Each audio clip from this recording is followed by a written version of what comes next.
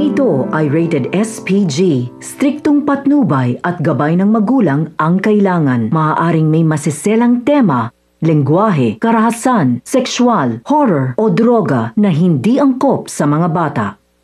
Walang plano si Ramon na sabihin kay Tanggol ang plano nito kay David sapagkat alam ni Ramon na pipigilan siya ni Tanggol. Kaya naman pinaniwala niya itong si Tanggol na natiling bihag si David hanggat hindi pa nakagawa si General ng paraan sa paglaya ni Tanggol at ang kanyang mga kaibigan.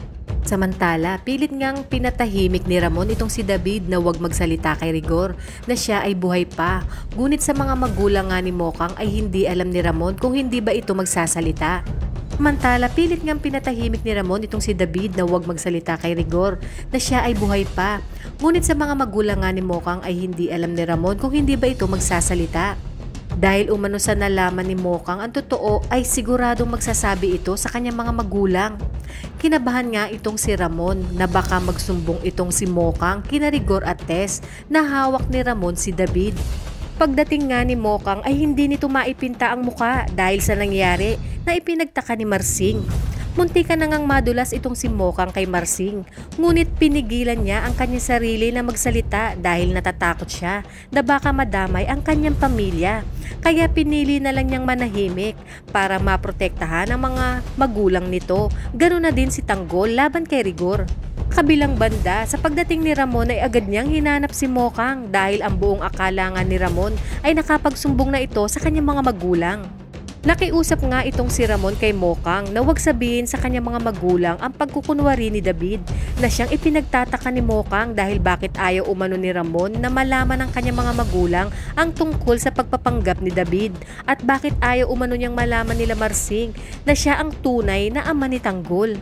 Ngunit sumang-ayon na lang itong si Mokang sa gustong mangyari ni Ramon sapagkat katuwiran nga niya ay pinoprotektahan niya itong si Tanggol laban kay Rigor dahil alam umano niya ang kayang gawin ni Rigor kay Tanggol kapag nalaman nito na nakalabas si Tanggol sa bilibid.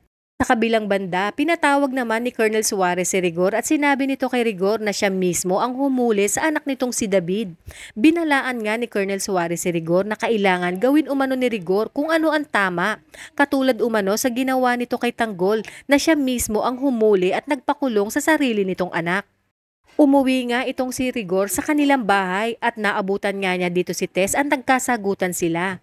Maya-maya pa sinabi nga ni Rigor kay Tess na siya daw umano ang inatasan ni Colonel Suarez na humuli kay David. Matapang nga na sumabat itong si Tinding.